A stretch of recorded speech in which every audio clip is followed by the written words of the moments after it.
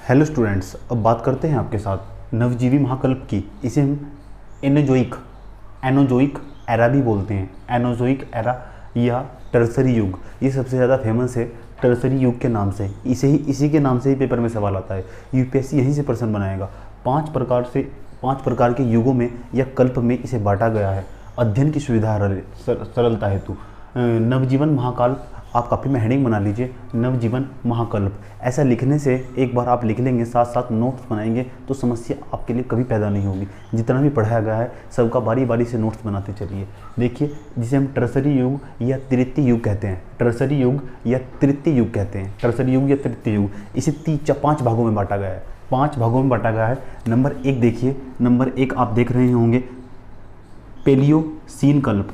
Number 2 देखिए Eocene कल्प। Number 3 देखिए ओलिगोसीन कल्प। सबके नाम में सबसे लास्ट में सीन आएगा, क्यों? ध्यान लगाकर। उसके मायोसीन कल्प, उसके बाद प्लायोसीन कल्प। पहले नंबर पर देखिए, पहले नंबर पर पेलियोसीन कल्प, इयोसीन कल्प, ओलिगोसीन कल्प, मायोसीन कल्प, प्लायोसीन कल्प। दोबारा देखिए, पेलियोसीन कल्प, इयोसीन कल्प, ओलिगोसीन कल्प, मायोसीन कल्प, प्लायोसीन कल्प। अब देखते हैं प्लायोसीन कल्प में ये एक प्रकार का युग है, समय है। इस समय में क्या हुआ था और यूपीएससी कैसे प्रश्न निकालेगा यहाँ से, आइए देखते हैं। रोकी पर्वत की उत्पत्ति इसी के समय में हुई थी। रोकी पर्वत हमने आपको बताया था। रोकी पर्वत कहाँ है? रोकी पर्वत, जूरा पर्वत, ये उस दिन हमने आपको बड़े अच्छे तरीके से समझाए थे। रोकी पर्वत उत्तरी अमेरिका में स्थित है। उत्तरी अमेरिका का मैप लेकर बैठिए, ऑक्सफोर्ड का मैप आपके पास होना चाहिए। अब जब हम आपको प्रादेशिक भूगोल पढ़ाएंगे, उसमें भूगोल के अंतर्गत हम आपको रोकी पर्वत की पूरी श्रृंखला और पूरी की पूरी जांच करके दिखाएंगे कि इसमें कहाँ उपस्थित है रोकी पर्वत। आइए देखते हैं रोकी पर्वत की उत्पत्ति। यानी इस समय में ही रोकी पर्वत की उत्पत्ति हुई थी। जो रोकी पर्वत था पेलियोसीन, रोकी पर्वत की उत्पत्ति इसी के समय में हुई, तेजी के साथ उसमें वृद्धि हुई। स्तनपायी जीव और कुछ पूंछ विहीन बंदरों का निर्माण हुआ। यानी ऐसे बंदर जिनके पास पूंछ नहीं थी, जिन्हें मानव के पूर्वज भी कहा जाता है, इस तरह के जो बंदर थे उनकी उत्पत्ति इसी कल्प में दिखाई पड़ती है। आइए दूसरे, इसमें जितने भी पर्वत दिखाई देंगे आपको, सारे के सारे नवीनतम पर्वत हैं, चाहे वो हिमालय ही क्यों ना हो। हिमालय जम्मू कश्मीर से लेकर, भारत के जम्मू कश्मीर से लेकर अरुणाचल प्रदेश तक फैला हुआ 2500 किलोमीटर की लंबाई में एक पर्वत, जिसे हिमालय पर्वत कहते हैं, वह भी नवीनतम पर्वत है। उसकी उत्पत्ति भी नवजीवी महाकल्प में टर्सरी युग के दौरान हुई है। अभी जब हम आपको हिमालय पढ़ाने आएंगे तो देखिए कितनी अच्छी लाइन निकल कर आएगी। अगर मैं सीधा आपको भारतीय भूगोल पढ़ाता तो वहाँ मैं ये लाइन यूज़ करता, टर्सरी युग में हिमालय पर्वत का निर्माण हुआ था। जब आप टर्सरी युग ही नहीं जानते तो आप भारतीय हिमालय का निर्माण कैसे जान सकते हैं?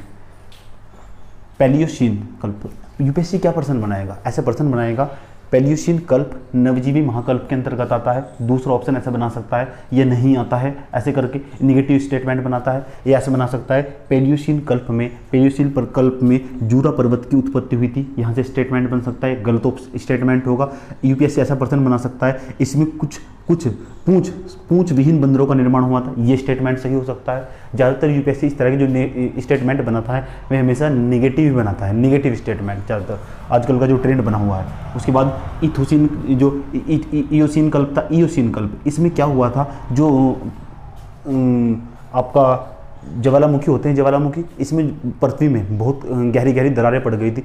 एक भाग टूटकर दूसरे भाग से टूट रहा था, और जब जैसे ही पृथ्वी का एक भाग दूसरे भाग से टूटता है तो पृथ्वी के केंद्र में लावा उपस्थित होता है। वह लावा परिसर के साथ ऊपर उठता है, जिसे हम ज्वालामुखी विस्फोट कहते हैं। ज्वालामुखी विस्फोट इयोसीन कल्प में बड़े स्केल पर दिखाई देता है। आप देखिए बड़े स्केल पर कहाँ दिखाई देता है। रेंगने वाले जीव विलुप्त हो गए, रेप्टाइल करने वाले जीव, जिसे क्रोकोडाइल, मगरमच्छ वगैरह वगैरह, ये इस तरह के जितने सांप, एनाकोंडा, इस तरह के जितने भी जीव थे, इनकी उत्पत्ति खत्म, इनका विकास होना खत्म हो गया, यानी पूरी तरह पृथ्वी पर समाप्त हो गए।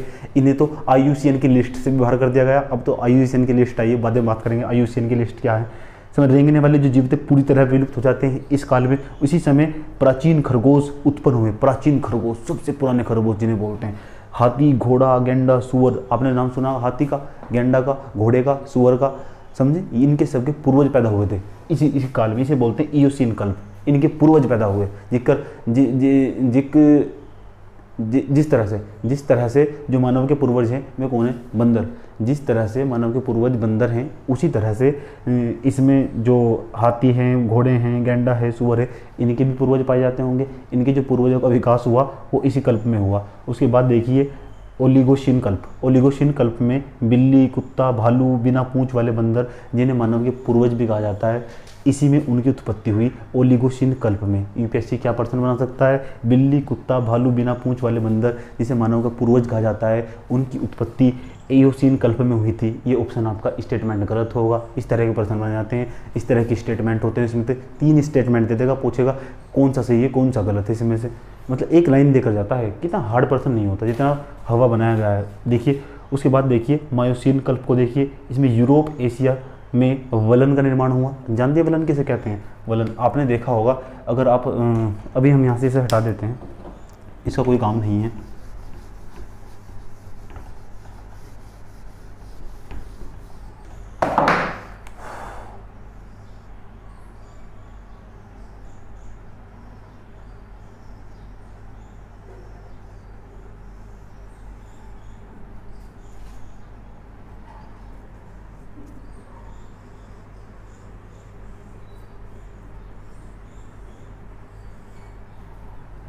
ये जम्मू कश्मीर है आपका। जम्मू कश्मीर से लेकर अरुणाचल प्रदेश तक यहाँ एक पर्वत की बहुत लंबी श्रृंखला पाई जाती है। इसमें इस तरह मोड़ पाए जाते हैं, इस तरह के मोड़ पाए जाते हैं।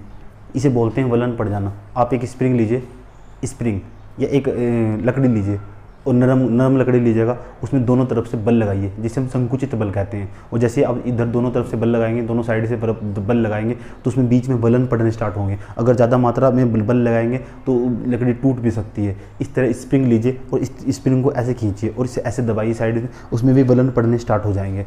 आप देखिएगा, आप कोई भी तार ले सकते हैं, जब आप उसे दोनों तरफ से प्रेस करेंगे तो उसमें भी इस तरह के वलन पड़ते दिखाई देंगे। इस तरह के जो वलन पड़ते हैं वे किसे इंडिकेट करते हैं? वे संकेत करते हैं आपका पर्वत की ओर संकेत करते हैं। इस तरह वलन पड़ने की जो प्रक्रिया थी इस युग में मायोसीन कल्प, जो आपका मायोसीन कल्प है, इसमें प्रारंभ हो गई थी वलन पड़ने की प्रक्रिया। मछली और जल पक्षी, जिसे जैसे हंस हो गए, मछली जैसे शार्क हो गई, और जल पक्षी जैसे हंस हुआ, बत्तख हुई, इन सब का विकास और हाथी का भी विकास इसी कल्प में हुआ था। ये भी बात आपको याद रखनी है। कौन सा कल्प है? मायोसीन कल्प। ये कौन सा कल्प है? आपका कुत्ता, बिल्ली और भालू वाला। सबका एक एक टेक्निकल पॉइंट या कीवर्ड पकड़ लीजिए, उसके जरिए इनको याद रखिए। प्रश्नों की प्रकृति यहाँ से पूछे जाने की बहुत ही कम है। पिछले कई वर्षों में 1 से 2 ही क्वेश्चन आया है, लेकिन ऐसा नहीं है सिलेबस से बाहर नहीं है, सिलेबस में रखा गया है। अक्सर जितने भी टीचर होते हैं हमेशा से इग्नोर करके ही आगे बढ़ते हैं, क्योंकि इसमें फैक्चुअल इन्फॉर्मेशन बहुत ज़्यादा होती है और इससे टीचर हमेशा पढ़ाने से बचते हैं। और मेरी एक ही आदत है, मैं हमेशा कुछ भी नहीं छुड़वाता हूँ, सारा का सारा पढ़ाता हूँ लगातार। मैं आपको भूगोल लगभग आपके हाथों पे करा दूंगा। ये सबसे आप यकीन मानिए, अगर आप जो भूगोल पढ़ रहे हैं इसका सबसे जटिल पहलू पढ़ रहे हैं, जिससे कोई नहीं पढ़ाता। पूरी यूट्यूब पर नहीं मिलेगा, आपको जाके देखना, समझे। और पढ़ाया होगा बकवास पढ़ाया होगा एकदम। मायोसीन कल्प जो होगा, यूरोप एवं एशिया में वलन का निर्माण, मछली, जल पक्षी आदि, हाथी का विकास इन्हीं कल्प में हुआ था। आइए जानते हैं मायोसीन कल्प।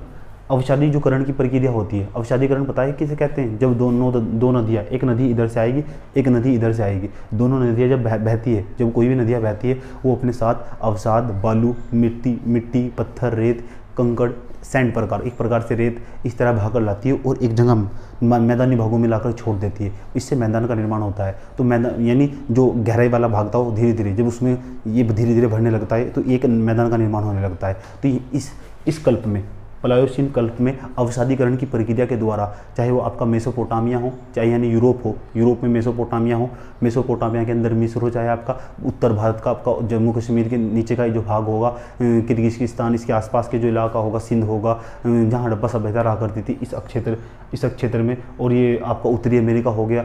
इस समय यहाँ नदियों ने अवसाद को लाकर पूरा का पूरा प्लेन कर दिया था। जब प्लेन कर दिया था तो आप ऐसे कह सकते हैं जो मनुष्य के रहने के लिए अनुकूल जगह हो सकती है, आप ऐसे कह सकते हैं अवसादीकरण की प्रक्रिया के द्वारा यूरोप, भारत और उत्तरी अमेरिका में मैदान का निर्माण हुआ। किसका? मैदान का निर्माण हुआ। उसके बाद इस समय जो शार्क मछलियाँ, उनका विनाश हो गया था, ये पूरी तरह समाप्त हो चुकी थी।